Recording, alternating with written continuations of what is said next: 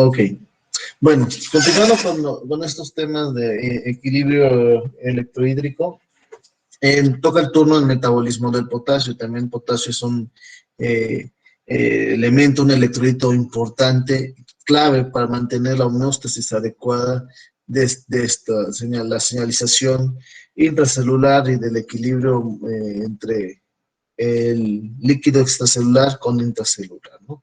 Entonces nosotros sabemos que este es un elemento sumamente importante involucrado en bombas que precisamente controlan la homeostasis hidroeléctrica, ¿no? Y bueno, de la ingesta, la mayoría del calcio se va a encontrar, perdón, del potasio, no sé por qué calcio, la mayoría del potasio se va a encontrar dentro de las células, ¿no?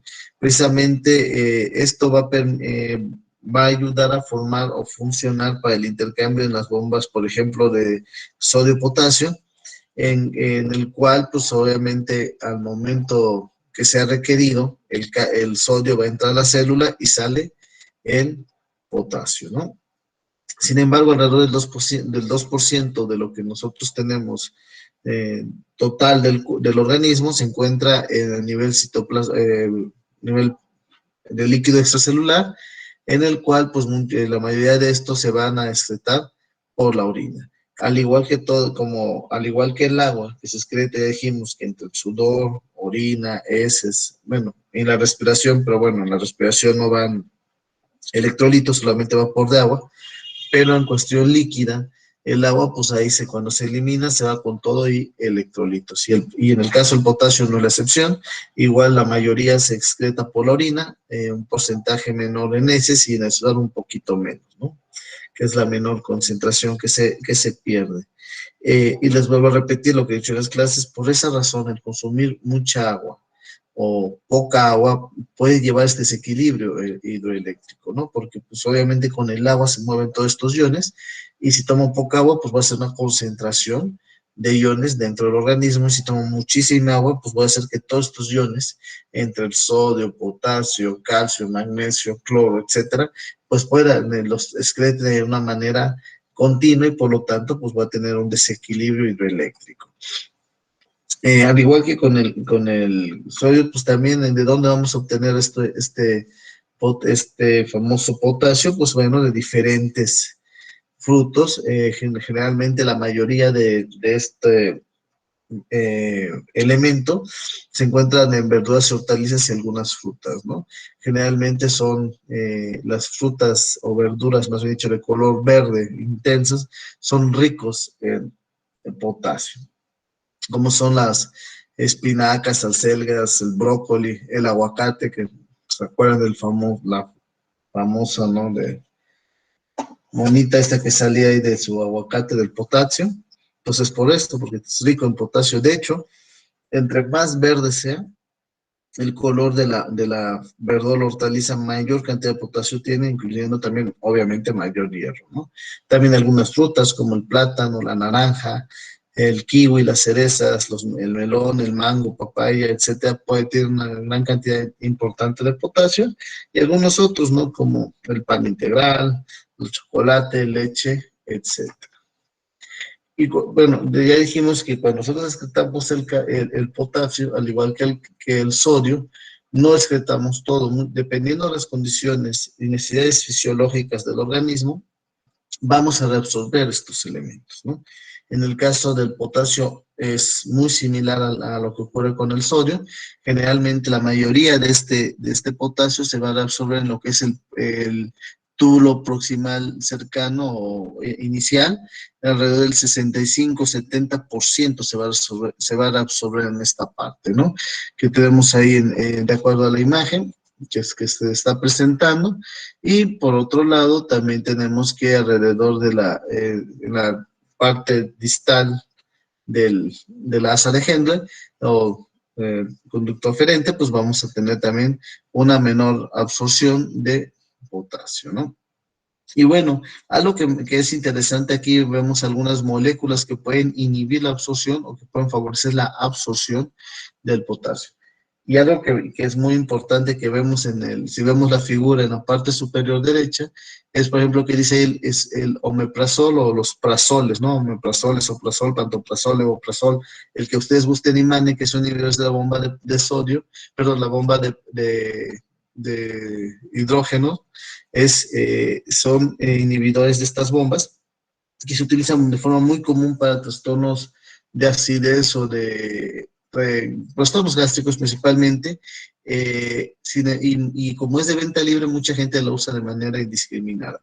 Sin embargo, no se toman o no se ponen a pensar que el usar inhibidores de la bomba de hidrógeno no nada más va a controlar la acidez estomacal. Es cierto que la mayoría de estos medicamentos, los prazoles, actúan a nivel de la mucosa gástrica para bajar el pH, más dicho, subir el pH para reducir la secreción del ácido. No son las únicas células que tienen o que, en el cual intervienen el intercambio de hidrogeniones, ¿no? Entonces, si yo soy un consumidor frecuente de este tipo de medicamentos, voy a favorecer que haya una alteración hidroeléctrica en el organismo. ¿Qué se va a caracterizar? Que, bueno, puedo causar inclusive con una hipopotasemia si yo soy un consumidor crónico, porque les digo, al final de cuentas, todos los medicamentos, si bien es cierto que se toman para tratar algún mal específico, normalmente la mayoría de los medicamentos pues actúan sobre diferentes sustratos, ¿no? Híjole, con ustedes no llevo información de medicamentos, pero bueno, vamos, en algunos casos se ven que hay reacciones o reactividad cruzada, que nosotros tenemos un medicamento que se propone o se toma para atacar un mal, pero como efecto colateral secundario o ¿cómo se llama también? Sí, como efecto secundario, puede actuar sobre otros sustratos y por lo tanto generar algún malestar. En el caso de los prazoles, pues lo que va a ocasionar es que la absorción de potasio también se vea disminuida y si es un consumo crónico, pues puede llevar o conllevar inclusive a una hipopotasemia, ¿no? Entonces, así que ojo muchachos, mucho cuidado con eso, principalmente porque nosotros tenemos la costumbre de que siempre que nos sentimos mal por cualquier situación, ahorita se ha incrementado pues, en población joven, problemas gástricos por el estrés, por consumo de irritantes, ¿no? O sea, gente que toma, por ejemplo, mucho alcohol, toma muy picante, este, mala alimentación, estrés, etcétera. Todo eso pues va a repercutir en que hay un aumento de problemas estomacales y pues bueno, un tratamiento de elección siempre ha sido el uso de estos prazoles para inhibir la bomba de hidrogeniones. Sin embargo, como vemos aquí en esta imagen, pues esa también puede inhibir la reabsorción del potasio, ¿no? Entonces, puede llevarme a generar otros problemas. Así que hago así, mucho cuidado con los medicamentos cuando los tomamos, sobre todo los de venta libre. Sin embargo, bueno, también hay otros factores que regulan el intercambio del potasio, ¿no? Tanto a nivel intra y extracelular, como la regulación de la secreción distal del potasio. Por ejemplo, los factores que favorecen el ingreso, la entrada, perdón, al espacio intracelular, o sea, que lo pueda absorber la célula, pues por ejemplo cuando hay una alcalosis metabólica, el uso de la insulina, la estimulación de beta-2 adrenérgica, la aldosterona, como ya vimos en la imagen anterior, también esta hormona va a favorecer que haya una reabsorción, un ingreso del potasio hacia el interior de la célula. Lo que ocurre cuando hay una salida del potasio, bueno, es cuando hay una acidosis metabólica, por ejemplo, que hay un problema de baja del pH, pues lo que va a ocurrir es que las células van a excluir el potasio. ¿Para qué? Para que puedan inhibir la secreción de hidrogeniones de las células hacia el espacio celular para tratar de disminuir la presencia de esa acidosis metabólica. Cuando hay una hiperosmolaridad extracelular, cuando hay antagonistas alfa-adrenérgicos, célisis celular también puede ocasionar, ¿no? Generalmente, pues como nosotros sabemos, cuando hay algún problema de daño celular, pues si estamos diciendo que la mayor cantidad de potasio la encontramos dentro de las células, pues al haber ruptura celular, pues todo ese potasio se va a liberar de forma pues, no controlada y va a favorecer pues que el potasio se incremente en el líquido extracelular, ¿no? En el espacio extracelular, ya sea por tumor, rabdomiolisis, hemólisis, por ejemplo, lo que hemos estado viendo ahorita con tópicos selectos de hemato, pues todas las anemias hemolíticas, pues no, el problema, por ejemplo, en el caso de las anemias hemolíticas, no nada más es que incremente la bilirrubina por el mismo metabolismo de la hemoglobina que se va a estar liberando por la lisis celular eritrocitaria. Ese es un problema, ¿no? Sin embargo, también hay potasio dentro de los eritrocitos y puede originar que también que hay una hiperpotasemia importante, ¿no? ¿Por qué? Porque pues obviamente al dislizarse, si bien es cierto que nosotros sabemos que aproximadamente el 95% de las proteínas de un eritrocito es hemoglobina, pues el otro 5% también lleva proteínas y lleva aparte otros iones y lleva otro tipo de metabolitos celulares que pueden ser, ay, bueno, pues muy poquito. Pues sí, si fue un eritrocito el que se lisa o se muere, pues a lo mejor no hay problema porque los mecanismos fisiológicos compensan eso. Pero imagínense una anemia hemolítica descompensada, como las que ya vimos, ¿no? Por ejemplo, la esferocitosis, leptocitosis, leptocitosis homocigota, pues son daños estructurales importantes del eritrocito, ya vimos la clase de ayer, que bueno, pues, tiene una serie de alteraciones muy importantes, ¿no? Que va a favorecer que pues, el eritrocito se pueda estar lisando de manera continua y muy rápida. Entonces, al estarse lisando, pues va a liberar todo este potasio también, aparte de la hemoglobina y todos los iones internos del eritrocito, y va a favorecer el proceso de la hiperpotasemia o la liberación del potasio del espacio extracelular.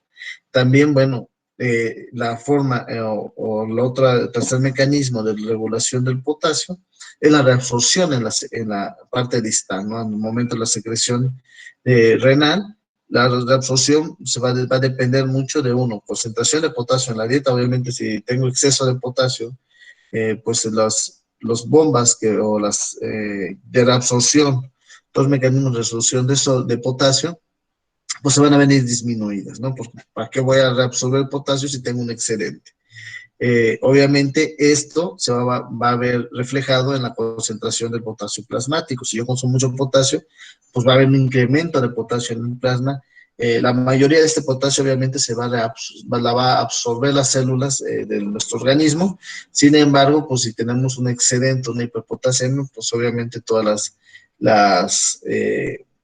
los canales que permiten la reabsorción, pues se van a hacer disminuidos o se va a inhibir su reabsorción.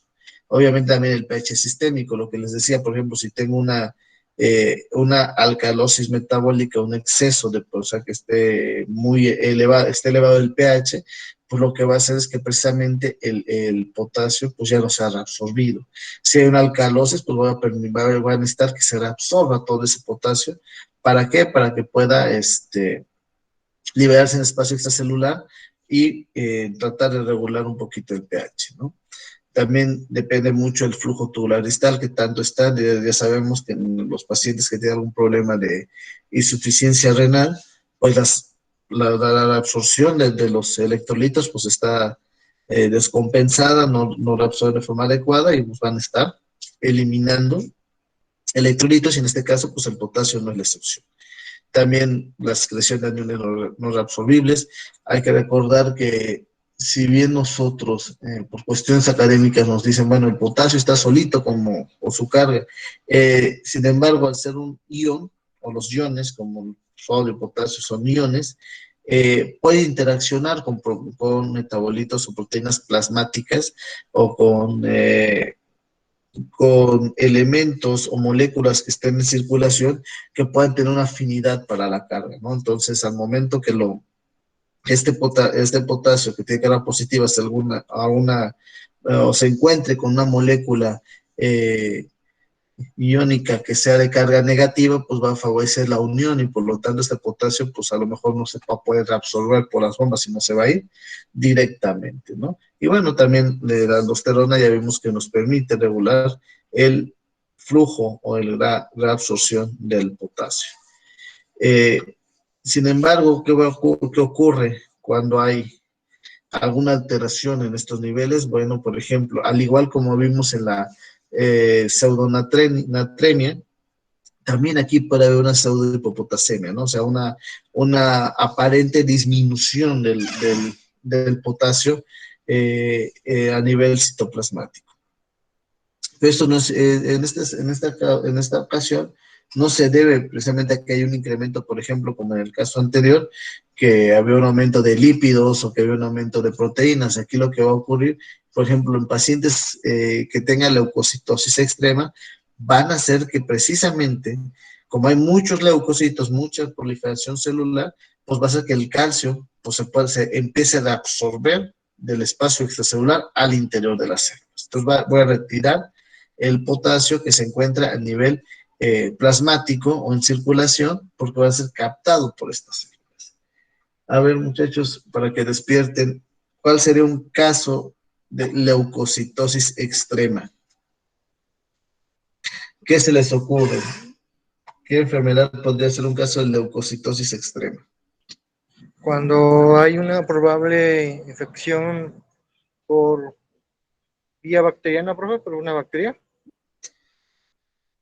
Podría ser, pero aquí tendría que ser una infección marca de lo que estamos hablando, casi un proceso séptico, para que haya precisamente una leucocitosis mayor a los 20.000, 30.000 leucocitos, bueno, hasta 40.000 leucocitos, que sea mayor de 40.000, pues sí estaríamos hablando de que estuviera a lo mejor una infección, pero una infección marca diablo, ¿no? O sea, que el paciente prácticamente está que se va y no se va. No, algo más que todavía puede aumentar más los leucocitos. ¿Qué se les ocurre? Una enfermedad en que los leucocitos se disparan a lo bestia, o sea, estamos hablando de 80.000. ¿Podría ser la leucemia, un tipo de cáncer? Exactamente. En procesos leucémicos, estamos hablando de leucocitos, arriba de inclusive 100.000, 150.000 leucocitos, ¿no? O sea, es una leucocitosis muy grande. ¿Por qué? Porque, bueno, por algún daño genético se va a estar empezando a hacer una proliferación exacerbada, no controlada de estirpes leucocitarias, que puede ser la serie mieloide o linfoide, independientemente de cuál sea, van a empezar a proliferar de manera exacerbada, ¿no? Entonces, al producirse más células, pues ya dijimos que la mayoría del potasio pues tiene que estar dentro de las células. Pues en las células, pues ¿de dónde van a tomar el potasio? Pues de lo que esté en circulación. El potasio citoplasmático va a tener que ser absorbido por estas células y por lo tanto la concentración de potasio va a empezar a disminuir en este paciente. Ojo, aquí no es porque haya un problema de ingesta o que haya un problema de absorción o un problema inherente al potasio, simplemente es porque hay una patología que está originando que haya este problema, ¿no?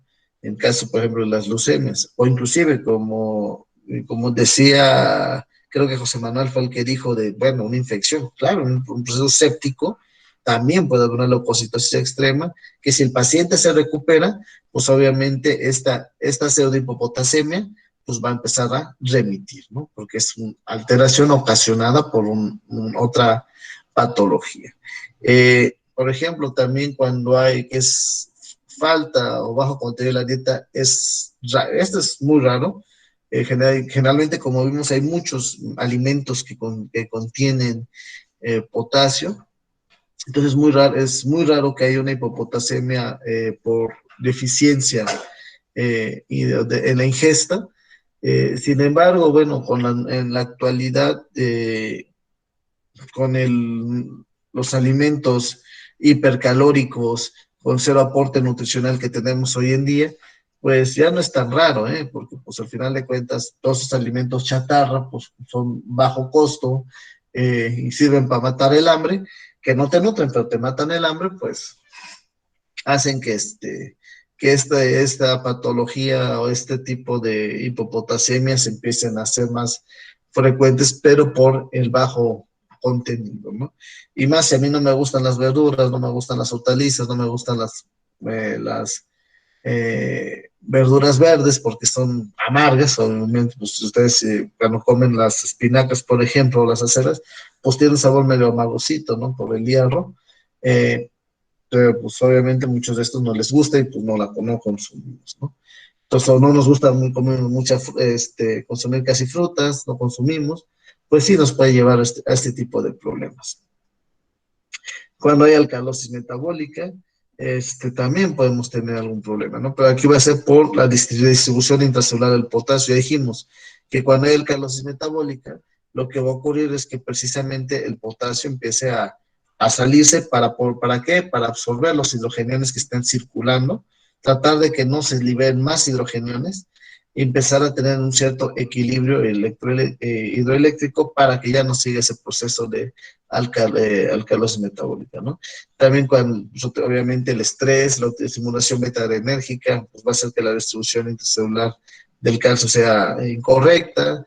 El uso de la insulina va a favorecer la absorción de calcio, de potasio, etcétera, ¿no? También podemos tener pérdidas extrarrenales, por ejemplo, cuando tenemos procesos infecciosos como una diarrea, los laxantes, porque acuérdense que también el potasio se pierde por vía, de manera importante, por vía fecal hasta un 15%, entonces vamos a estar ahí eliminando, ¿no? Porque al final de cuentas, acuérdense que el agua también se va dentro de las heces fecales y pues también hay evaluaciones, ¿no? Entonces, todas las patologías que haya pérdida de agua y pérdida de electrolitos, pues prácticamente son las mismas que van a tener todas estas en común, estos desequilibrios hidroeléctricos.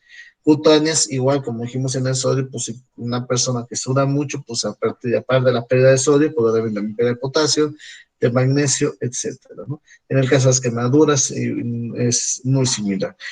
Como vemos, las causas son muy similares. ¿Por qué? Porque al final de cuentas, los electrolitos pues se van a encontrar dentro de los líquidos circulantes, ¿no? Entonces, en la orina se van a ir electrolitos, sí, muchos se reabsorben, sí, sí, dependiendo de las condiciones o las características fisiológicas de cada individuo, la mayoría son reabsorbibles. Sin embargo, algunos se van o sea, el excedente se va a eliminar, ¿no? Entre ellos sodio, potasio, cloro, magnesio, calcio, etcétera, ¿no? Todos los demás electrolitos se pueden eliminar, claro, tienen las mismas vías de eliminación y también tienen pérdidas o condiciones de pérdidas muy similares. Por ejemplo, si el paciente tiene por ejemplo, las pérdidas renales del potasio, al igual que en el sodio, pues va a depender. Si no tiene problemas de hipertensión o tiene un problema renal, pues puede deberse al uso de diuréticos. O sea, el usar diuréticos, yo les decía, es que yo tengo que hay que ir mucho al baño para mantenerse sano y eliminar todas las toxinas del organismo. Sí, pero hasta ciertas condiciones fisiológicas. Es decir, tomar muchísima agua, pues ya vimos que no es tan sano, ¿verdad? O sea, claro, para que tengas un problema grave de descompensación hidroeléctrica por consumo de agua, pues tienes que tomar aproximadamente 12 litros al día, entre 12 y 20 litros al día, dependiendo de la composición corporal de cada uno. Sin embargo, el uso continuo, tomar muchísima agua, también me puede llevar a un desequilibrio hidroeléctrico, y más si yo no ¿cómo se llama? Si no consumo o repongo los electrolitos que se pierden, pues peor el caso, ¿no?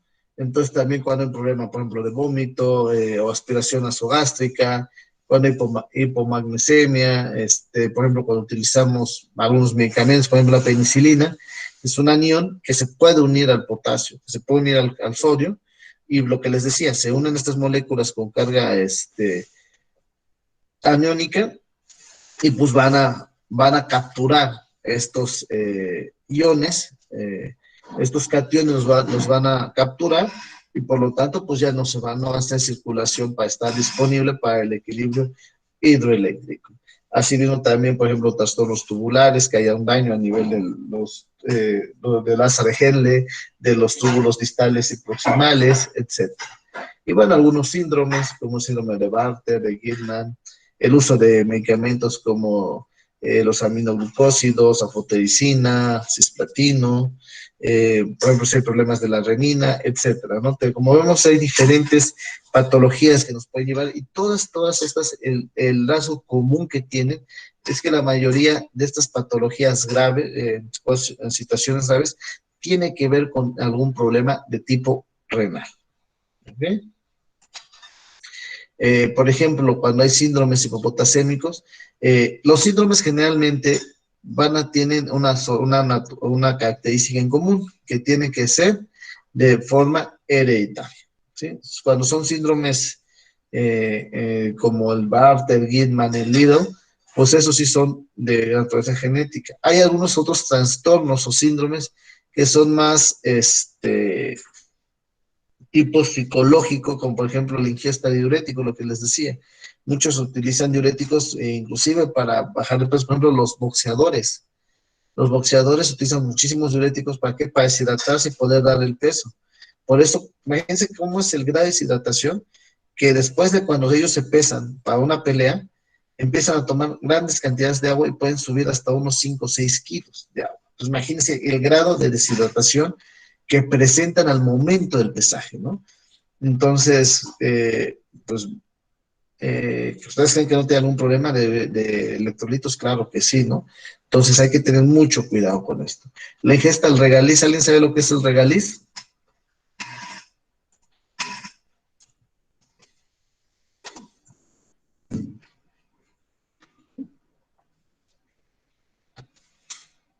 No, profe, no sé.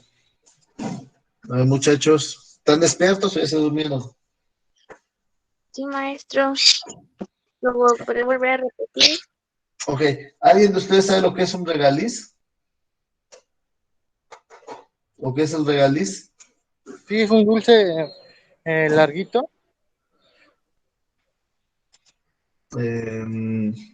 No es un dulce. Como tal, no es un dulce. Se ha utilizado como edulcorante, porque tiene sabor dulce, pero no es un dulce. ¿Alguien sabe qué es?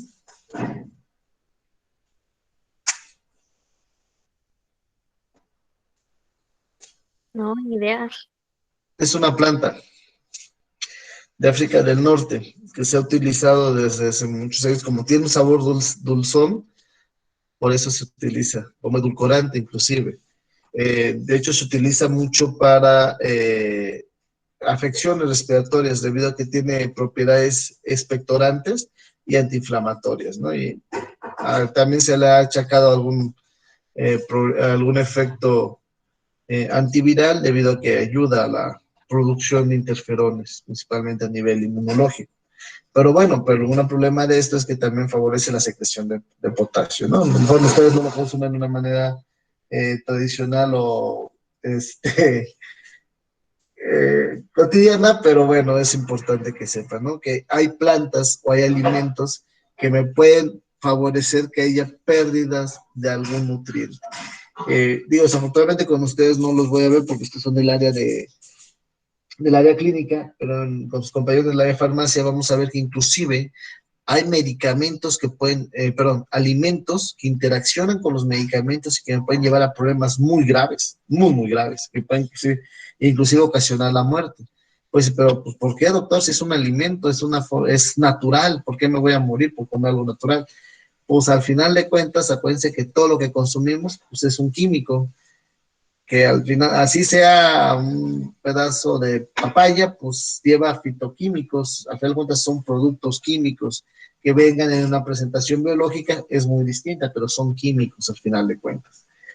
Por ejemplo, la toronja es una de las frutas que se debe de cuidar muchísimo cuando están tomando medicamentos, porque una de las proteínas de la toronja interacciona con los citocromos y lo que ocasiona es que la gran mayoría de los medicamentos no se puedan excretar. Entonces, como bloquea citocromos, los medicamentos se van a quedar más tiempo en circulación y puede llevar, obviamente, dependiendo del medicamento, puede llevar a problemas, inclusive puede llevar hasta la muerte. Y todo por la toronja, ¿no? Y muchos de nosotros la consumimos porque es rica, acidita y sobre todo, más las damitas que los caballeros, pero por ejemplo las damitas saben que en el caso de la toronja es sumamente recomendada cuando se quiere bajar de peso, ¿no? Como un acelerante en el metabolismo de las grasas, pero es especialmente eso, porque interacciona con citocromos y ayuda a ese proceso lipídico, de lipólisis para poder eliminar las grasas. Pero bloquea citocromos. Entonces, si yo consumo toronja o medicamentos, me puede llevar a un problema de salud grave. Entonces hay que tener mucho cuidado. Y por ejemplo, en este caso que estamos hablando de los síndromes hipopotasémicos, pues tenemos que, hay alimentos que me pueden llevar a esto, ¿no? Imagínense un paciente que tenga un problema renal importante, no puede absorber porque tiene, por la misma situación de su enfermedad, tiene alteraciones hidroelectrolíticas, que no, del caso del potasio, y luego aparte de un medicamento que me va a permitir que no pueda absorber o no pueda mantener de forma adecuada los niveles de potasio, pues lo va a tener a la torre, ¿no? Y esto porque le dimos un tecito, un dulcecito con regaliz, porque le digo que tiene un sabor dulce,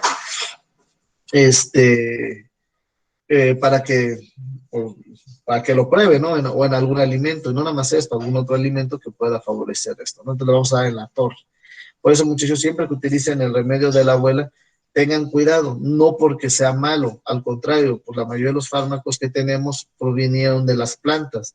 Entonces, las plantas tienen propiedades farmacológicas muy importantes. Entonces, si yo consumo tecitos, consumo extractos, etcétera, y además consumo medicamentos, debo tener mucho cuidado que no me vaya a dar una interacción medicamentosa con alimentos, o que me estén inhibiendo, me estén favoreciendo algún proceso patológico, ¿eh? Así que aguas con esos tecitos.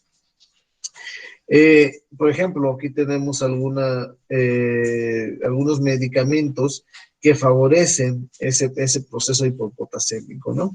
Puede ser desde que haya desplazamiento al interior de la célula, o sea, que retire el potasio circulante y la célula la absorba en mayor cantidad, como pueden ser los agonistas beta-adrenérgicos, como el albuterol, por ejemplo, el albuterol, ustedes saben que es un medicamento, es un broncodilatador que utilizan mucho los pacientes con asma, ¿no? Entonces, imagínense los pacientes asmáticos que estén en constante uso de estos broncodilatadores, pues pueden tener o cursar con una hipopotasemia importante, ¿no? Entonces, aguas también. Tener que vigilar mucho a estos pacientes, por ejemplo, pacientes que sean también insulino dependientes también pueden tener problemas de hipopotasemia, entonces hay que suplementar con potasio o vigilar con la dieta que en alimentos ricos en potasio, ¿no? Porque va a estar, ¿cómo se llama?, en circulación una menor cantidad. O, por ejemplo, que haya un aumento en la excreción del potasio, pues hay que tener en cuenta, cuidado con los diuréticos, ¿no? Ya sea tanto los que se recetan de manera farmacológica como los diuréticos tradicionales, ¿no? Por ejemplo, hay gente que toma muchísima agua de Jamaica, porque es rica, es fresca y todo, pero el gran problema es que es altamente diurética, ¿no? Inclusive a las pacientes o los pacientes que tienen problemas de infección renal, la abuelita le dice que tome mucho el agua de Jamaica, porque pues al momento de como va a estar excretando y yendo mucho al baño, pues va a ayudar que por acción mecánica, pues empieza a barrer parte de las bacterias que puedan estar ocasionando esa infección renal, ¿no? Entonces ayuda a ir eliminando bacterias de esa infección, y por eso dicen que se lo tome, ¿no? Sin embargo, el problema ocurre es que, les digo, cuando toma uno diurético, toma agua, no nada más excreta el agua o excreta o ayuda a eliminar toxinas. También se van nutrientes, también se van electrolitos importantes que luego nos va a costar trabajo recuperar si no tenemos una dieta adecuada. Bueno, decía algunos otros medicamentos, ¿no? Como fármacos con efecto mineral cortoide, por ejemplo, los antibióticos en altas dosis, que ahorita afortunadamente ya los antibióticos de hace varios años ya son de uso restringido, pero bueno, por el problema de la resistencia antimicrobiana, pero bueno, por lo menos.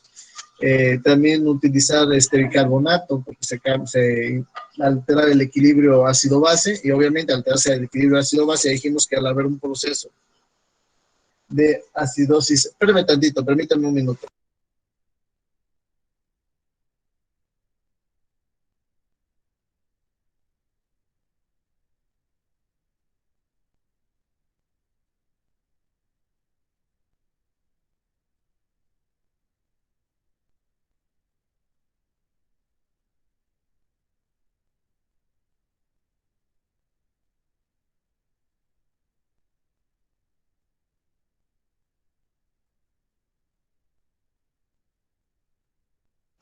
Una disculpa aquí, una interrupción.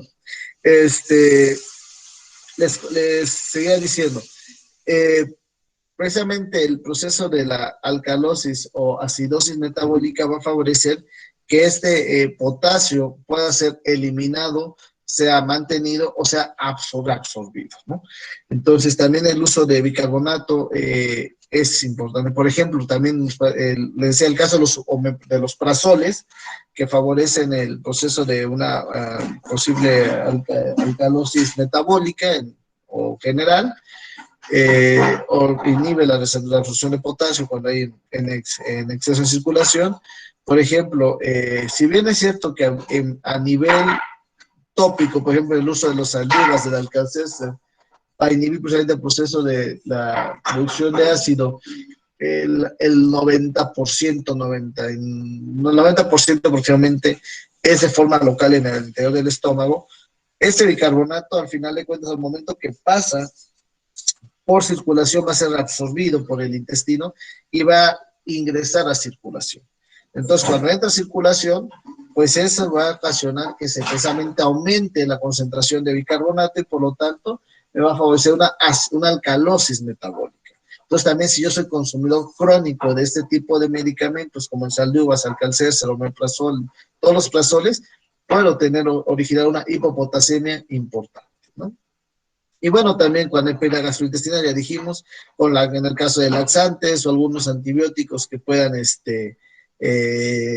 barrer con la microbiota intestinal y por lo tanto, pues ocasionar que también haya una pérdida importante, ¿no? En este caso.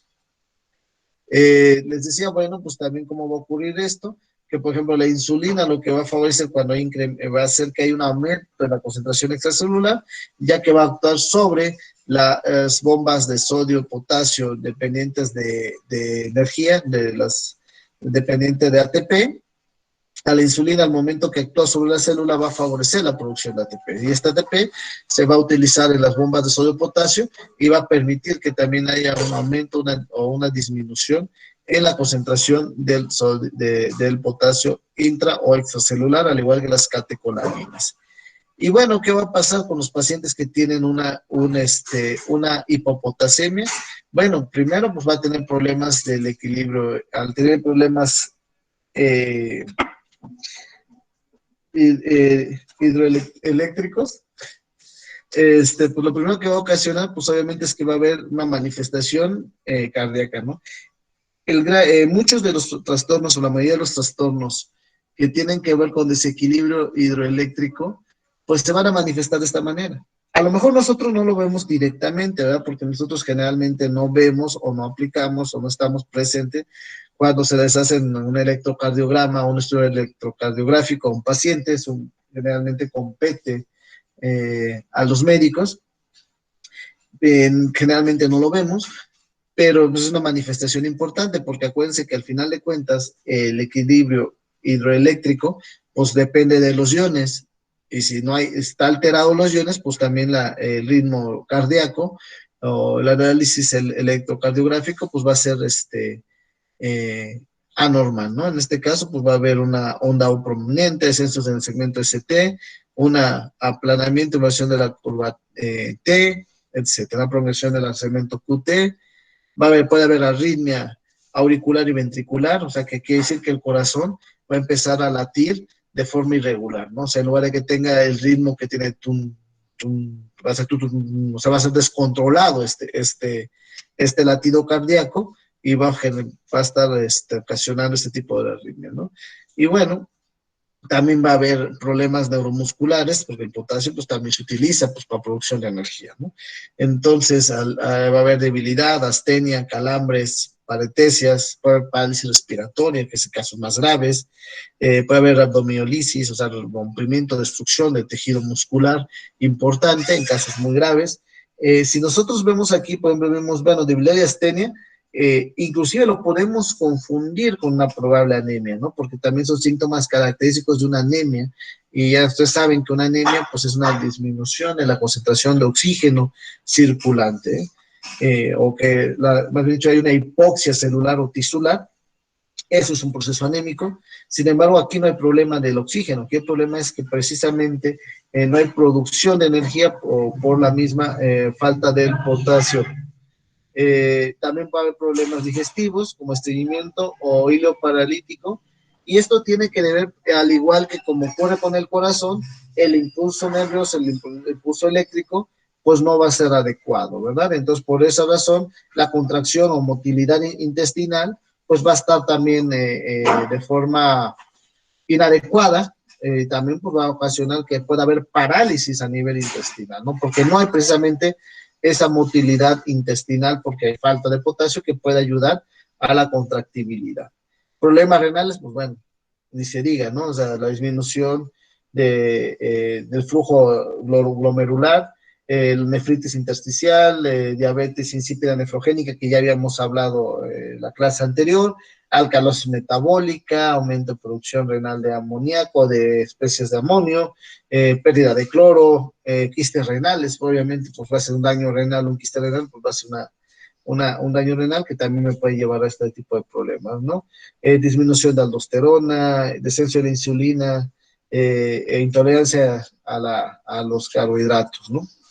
Entonces, todas estas manifestaciones me pueden llevar a originar o me están indicando que puede haber un problema de hipopotasemia. Al igual como les digo, les he dicho a los que están conmigo en tópicos selectos, no siempre una sola manifestación, un solo síntoma, va a ser indicativo que es exclusivo de esto, ¿no? Hay que hacer una serie de análisis, hay que ver que realmente está ocurriendo, porque les digo, debilidad y astenia, yo de primera mano puedo decir que puede ser debido a una anemia, ¿no? Entonces yo hago mi biometría o mi citometría hemática, más bien dicho, y veo que está normal, entonces, bueno, entonces a lo mejor tiene otras alteraciones. Entonces hay que ir a empezar a hacer la suma de todos los factores o todos los signos y síntomas para poder clasificar como que es realmente, por ejemplo, en este caso, una hipopotasemia. Sin embargo, esas manifestaciones clínicas me pueden indicar o orientar hacia este tipo de patologías. Ahora, ¿cómo voy a saber si realmente es un hipopotasemia? Bueno, yo al hacer el análisis sanguíneo, pues voy a encontrar que el potasio está disminuido, ¿no? O sea, tiene menos de 3.5 miliequivalentes por litro. Entonces hay que ver ahora sí, ¿qué fue lo que pasó? ¿Cuánto volumen hay extracorpuscular? ¿Cómo está el potasio en la orina? ¿Bajo? Bueno, entonces hay que ver si hay insuficiencia aporte, si hay pérdida porque hay diuréticos, si hay presencia de utilización de bicarbonato, insulina, algo que permita que se retire el calcio circulante, perdón, el potasio circulante. Si el potasio está alto en orina, bueno, cómo está el gradiente transtubular de potasio, si es menor de 4, bueno, hay que ver si hay un aumento en el flujo, hay que ver si fue por diuréticos, si hay hipertensión, si hay iones como el cloro, sodio, y bueno, ver qué es lo que está ocurriendo, cuál fue el problema, ¿no? Entonces, así empezamos a ver cuál es la sintomatología y las características que encontramos, pues ya podemos ver cuál es el origen o cuál fue el problema o la causa de esa hipopotasemia.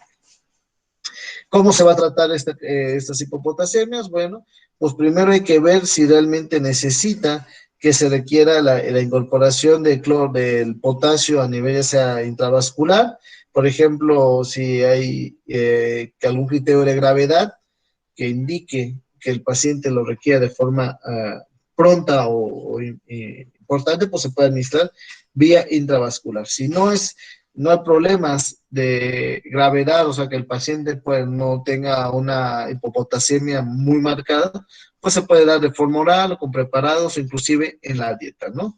Para que podamos ver, dependiendo el cuadro clínico o la clínica de la hipopotasemia, se va a indicar una u otra, ¿no? Pero generalmente se va a suplementar con potasio.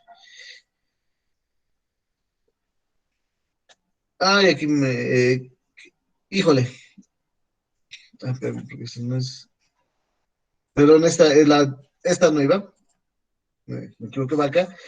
También puede haber causas de que haya hiperpotasemia, o sea, el efecto contrario de lo que es, en lugar de que haya baja cantidad de potasio circulante, va a haber un aumento de potasio, ¿no? Igual puede haber una hiperpotasemia, en este caso, pues también igual puede ser por un incremento de leucocitos, pero aquí, por ejemplo, como las leucemias, o una trombocitosis intensa, que hay arriba de 200,000 veces. Y bueno, pues si usted me acaba de decir que cuando hay una leucocitosis extrema hay una disminución de potasio, sí, pero aquí en este caso, cuando también el exceso de leucocitos ¿cómo se llama? Un proceso leucémico, también va a originar que ese incremento de número, pues no va a ser infinito, o sea, que va, por ejemplo, inicie con que tenga 200,000 por mililitro y va a estar acumulándose todo el resto.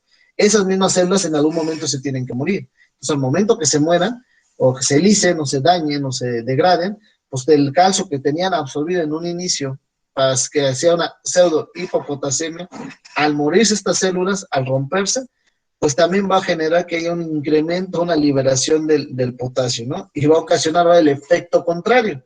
En un inicio se manifestó como una pseudohipopotasemia porque hay una alta producción de células. Al momento que mueran, se licen, se destruyan, pues van a liberar todo ese potasio. Entonces van a ocasionar el efecto contrario, ¿sí? Entonces, por esa razón, en una leucemia puede haber los dos efectos. Pseudo-hipopotasemia o pseudo-hiperpotasemia. Pues por esa razón. En uno, porque están produciendo muchas células, retiro el potasio del circulante y parecía que hay una deficiencia. Pero al momento que esas células mueran, pues se va a liberar ese potasio. Entonces va a ser como que haya una hiperpotasemia o un incremento en el número en la cantidad de potasio circulante. También cuando hay un aporte excesivo de potasio, igual, les digo, todos los extremos son malos. A lo mejor aquí, por ejemplo, los vegetarianos estrictos, ¿no? Los que son estrictos, que comen pura verdura, puras plantas, y a lo mejor consumen muchas espinacas, muchas acelgas, mucha fruta que sea rica en potasio, mucho aguacate, a tener mucha lana, pero bueno, cuando consuma mucho aguacate, pues también eso va a ocasionar que hay un incremento en los niveles de potasio, ¿no? Entonces hay que ver. Y bueno, también, ojo, el incremento de potasio que pueda haber, hay que ver si no tiene también que deberse con algún problema renal. Generalmente, cuando hay insuficiencia renal, el consumo por la dieta sí se puede manifestar como una hiperpotasemia. ¿Por qué? Porque como así como ocurre en el caso del hierro, muchos electrolitos, principalmente, por ejemplo, en el caso del potasio, pueden ser eliminados. ¿Por qué? Porque se unen muy fácilmente con, con moléculas aniónicas y se pueden eliminar y ya no son absorbibles, ¿no? Pero bueno, si hay problemas renales, pues obviamente por la concentración de potasio, al igual que los demás electrolitos, pues se va a ver incrementado, ¿no? ¿Por qué? Porque va a haber una disminución de su eliminación, va, por ejemplo, les digo, insuficiencia renal aguda crónica, hiperplasia adrenal, hipoaldoteronismo, o sea que no hay producción de aldosterona, enfermedad de Addison, disfunción tubular distal, fármacos que pueden inhibir la secreción renal de potasio, algún paso del potasio líquido extracelular, por ejemplo, en el caso de las acidosis metabólicas, pues el potasio que se encuentra en las células se va a ir al líquido extracelular y pues obviamente se va a incrementar el nivel de potasio en sangre, ¿no? Cuando hay lisis celular, les decía, bueno, en el caso, por ejemplo, de los eritrocitos, cuando se licen en cuestión de la anemia hemolítica, que ocurre lo mismo, como les decía, de la leucemia. Oiga, pero acaban de decirnos que con las anemias hemolíticas también hay hipopotasemia. Sí, pero hay hipopotasemia porque acuérdense que hay una eritropoiesis compensada, va a haber un aumento de los reticulocitos, una reticulocitosis, va a haber un aumento en la producción de eritrocitos. ¿Por qué? Porque va a estar tratando de compensar esa destrucción de eritrocitos. Entonces, por un lado, al momento que se presentan nuevas células, pues se consume el potasio. Por lo tanto, puede haber una pseudopotasemia, pero al momento que se licen o se destruyan ese excedente de células, pues se libera ese potasio y ocurre el efecto contrario, la pseudo-hiperpotasemia. También si hay una lisis celular, por ejemplo, a un paciente que sea politraumatizado, que tenga como quemaduras, lisis tumoral, o sea, cualquier daño tisular importante, pues va a generar también que esas células, obviamente, pues liberen el potasio a nivel circulatorio y pueden tener problemas importantes, ¿no? También, por ejemplo, los pacientes que tengan, los diabéticos que sean insulinodependientes también van a pasar con esta situación. ¿Por qué? Porque no va a poder absorberse el potasio, mantenerse el potasio dentro de la célula y va a empezar a ser liberado, ¿no?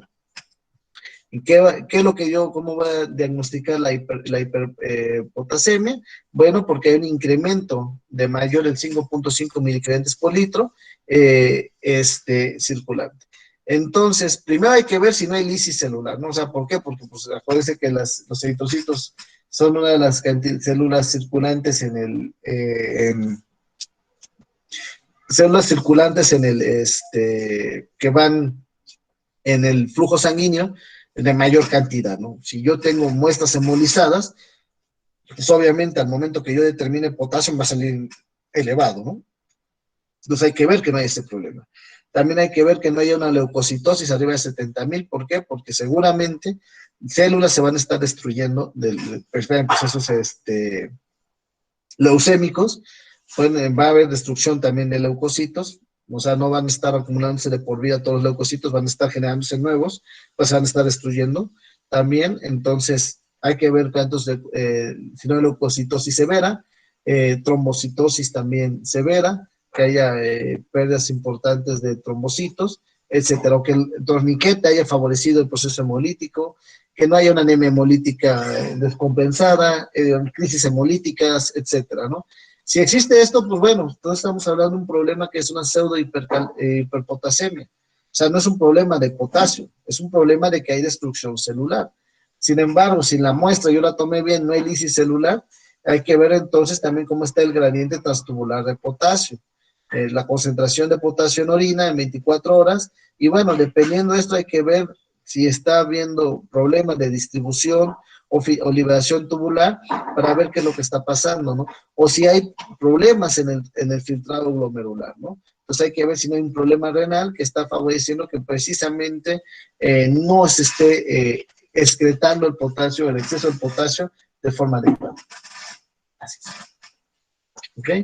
Y bueno, tratamiento de la hiperpotasemia, pues hay que ver primero el electrocardiograma, ¿no? A ver cómo está el electrocardiograma. Si hay signos de hiperpotasemia, pues hay que empezar a ver qué tratamiento, ¿no? Por ejemplo, pues sales de calcio para bajar los niveles de potasio y administrar a lo mejor beta agonistas para poder retirar el exceso de potasio circulante, la insulina para que las células puedan absorber el potasio junto con la glucosa, puede estar suplementado o no con glucosa.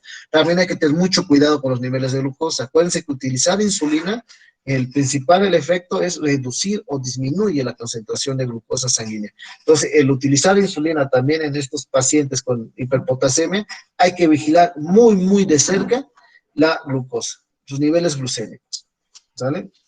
Inclusive, a lo mejor se les administra con todo y suero glucosado.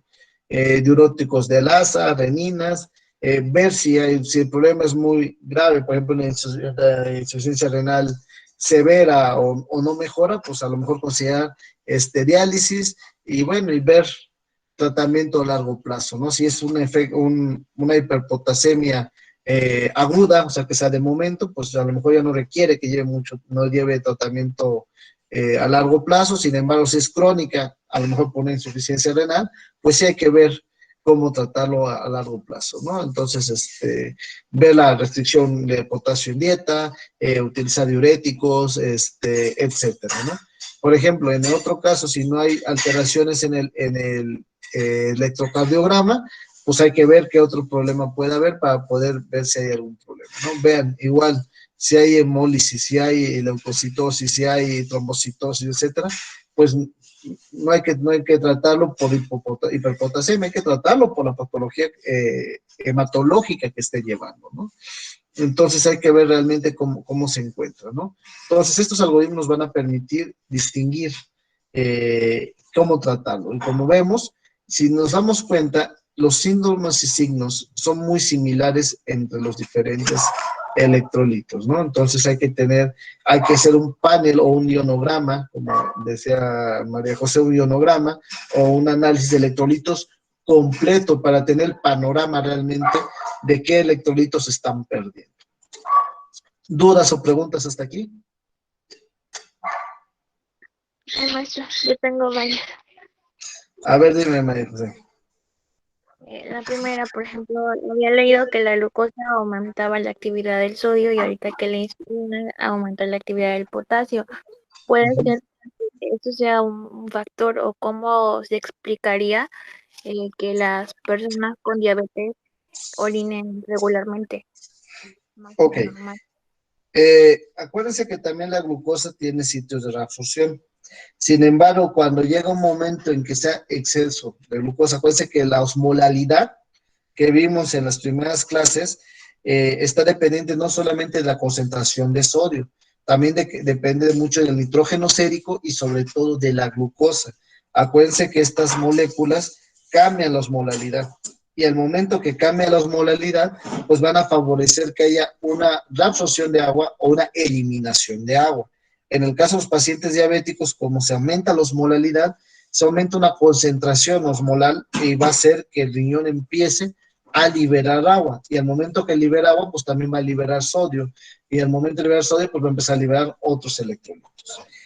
Como ya ahorita vimos, en el caso de la insulina lo que va a favorecer es la retención del potasio dentro de la célula. Y si retiene el potasio dentro de la célula, pues va a favorecer que el sodio quede al exterior de la célula. Cosa contraria, y obviamente si hay insulina, también va a favorecer que haya una disminución de la glucosa.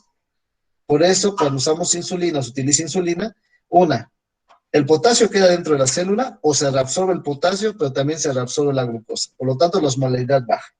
Y el sodio, pues, queda afuera de la célula.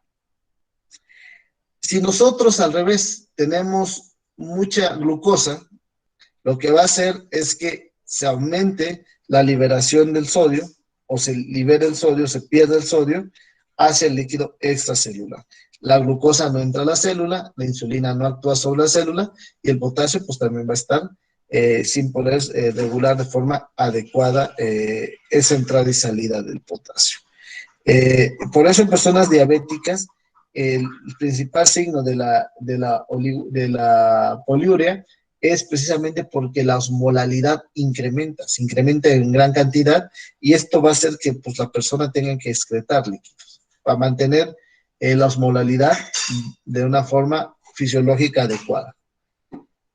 ¿Sí te quedó claro o te enredé más, María José? Sí, doctor, me quedó claro. Otra pregunta.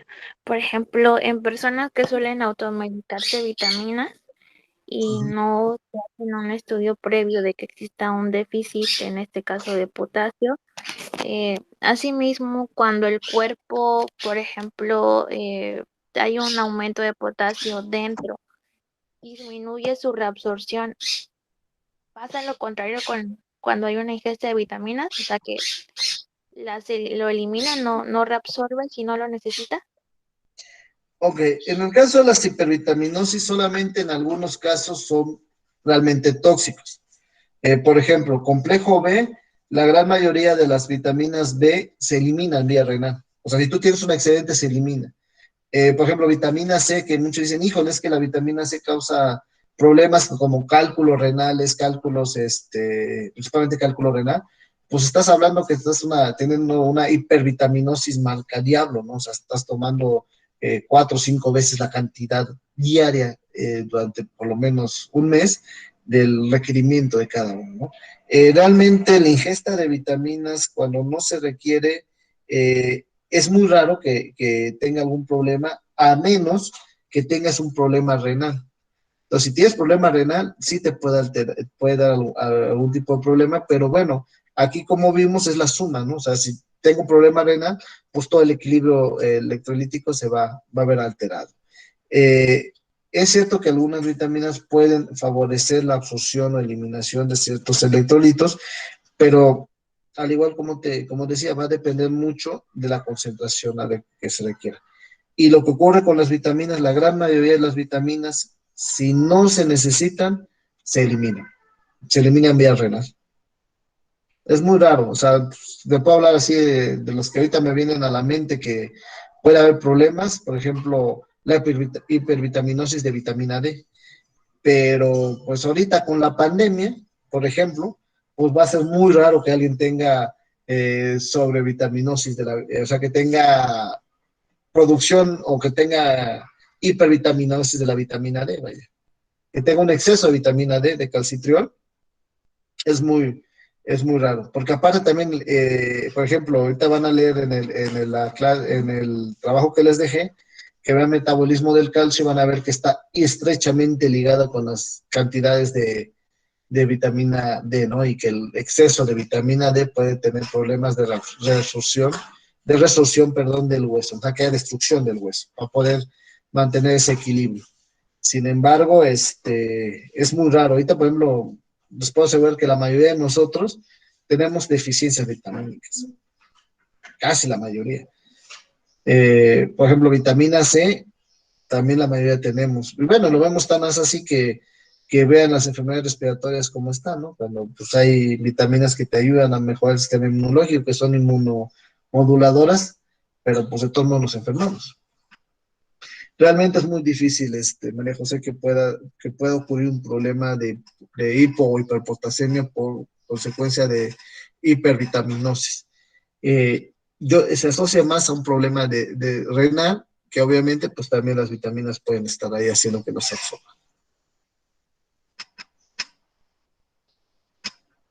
Ok, doctor. Y en el tratamiento había mencionado que se le administra sodio, todo eso se hace por vía intravenosa.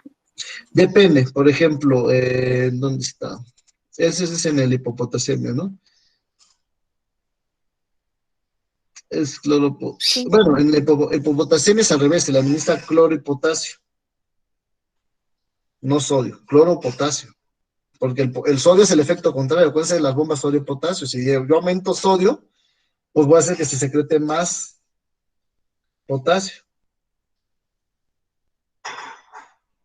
¿Se acuerdan? Son el efecto contrario. ¿Sí? Entonces, lo que se le va a administrar es potasio y cloro para las que son hipopotasemias.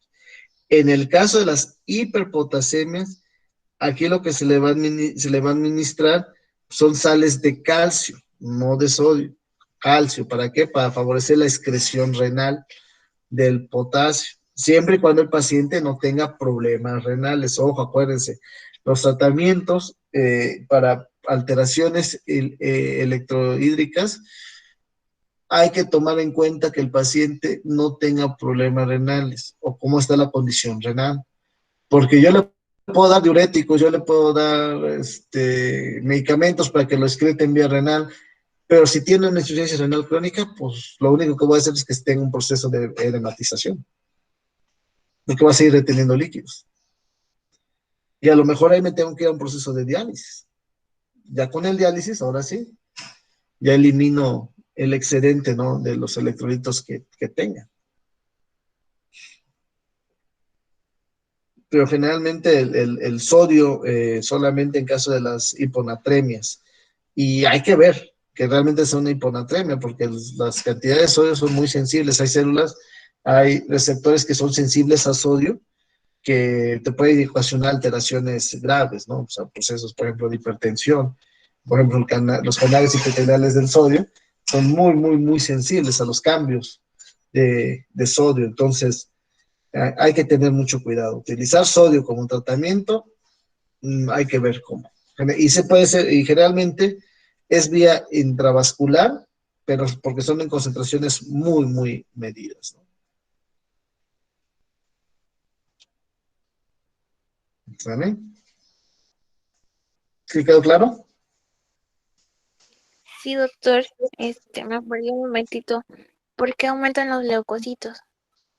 No, no es porque aumenten por el potasio, ¿eh? O sea, aquí lo que dice es que si no hay otra alteración, es lo que les venía diciendo.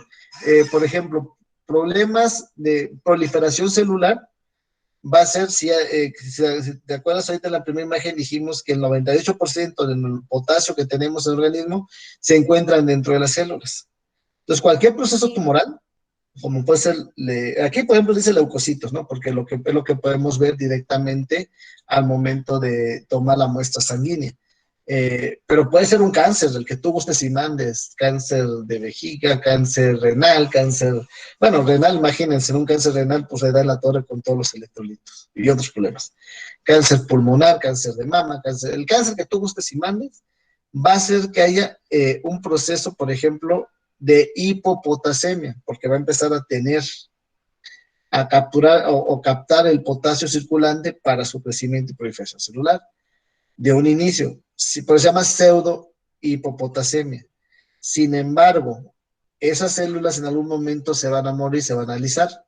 En el caso de la leucocitosis o las leucemias, pues también se van a morir. Pero al momento que se mueran, en ese momento van a liberar todo el potasio.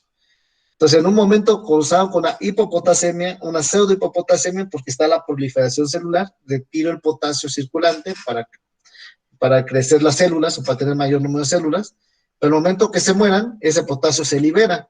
Entonces, pareciera que hay un incremento de potasio, una hiperpotasemia, pero es porque hay una lisis celular y se libera. Por eso ahí dice pseudo-hiperpotasemia, porque hay un problema de crecimiento y destrucción celular. Lo que ocurre también en los eritrocitos, decía, por ejemplo, en tópicos selectos de hematología, ¿no? En el plasmodiamas hemolíticas hay una reticulocitosis importante, un incremento en el número de reticulocitos. ¿Qué va a ocurrir? Que empiezan a proliferar reticulocitos, eritrocitos, entonces esos eritrocitos pues tienen que tener potasio. Entonces, ¿de dónde va a tener el potasio? Del que esté circulando. Entonces retiro el potasio circulante y en un inicio curso con una pseudo-hipopotasemia. O sea, se disminuye el potasio circulante porque hay una proliferación celular. Esos eritrocitos, al momento que se empiecen a destruir por la patología que tengan, pues va a liberar ese potasio. Entonces van a aumentar los niveles otra vez de potasio. Entonces voy a tener una pseudo-hiperpotasemia. O sea, en esa patología de cáncer, por ejemplo, en el caso de las leucemias o algún tipo de cáncer, o en el caso de las anemias hemolíticas, pues voy a acusar por los dos estadios, la pseudo-hipopotasemia en un inicio y una pseudo-hiperpotasemia al final cuando está la destrucción celular. Por eso ahí dice que los leucocitos no ocasionan una hiperpotasemia, sino una pseudo-hiperpotasemia, es como le decía, las pseudo-hiponatremias.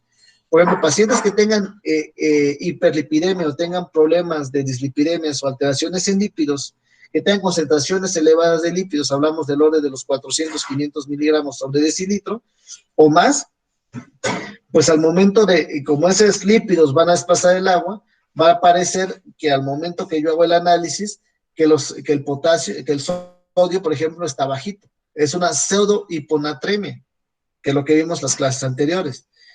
Pero no es porque tenga poquito sodio, simplemente sale bajito porque tiene un líquido que desplaza. Al momento de la toma va a desplazar la sangre y el equipo va a detectar por mililitro, pero el equipo no va a discriminar si es mililitro de agua, mililitro de plasma, mililitro de lípidos, etcétera, ¿no? Entonces, por eso son pseudo hipernatremia en el otro caso. En este caso es una pseudo hiperpotasemia porque hay incremento de proliferación celular y una destrucción celular. Ocurre lo mismo en los procesos de randomiolisis o cuando hay procesos, por ejemplo, un politraumatizado, también puede ocasionar una pseudo hiperpotasemia, porque un politraumatizado, imagínense un paciente que sobrevivió a un choque del coche, ¿no? Que llega todo ensangrentado, huesos rotos, un brazo destruido, sin una pata, o sea, un accidente grave, ¿no? Imagínense, todo ese daño tisular, todas esas células destruyéndose, pues van a liberar una gran cantidad de potasio a circulación.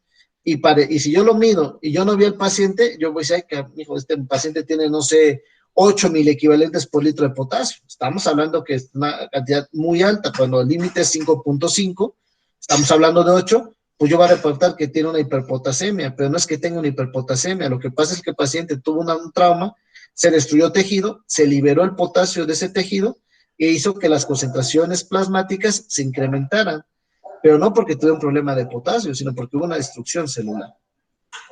¿Sí? ¿Quedó claro, María José? Por eso ahí dice hemólisis, leucocitosis y trombocitosis. Pues por eso. Sí, sí, doctor, quedó claro. Ok. ¿Alguna otra duda o pregunta?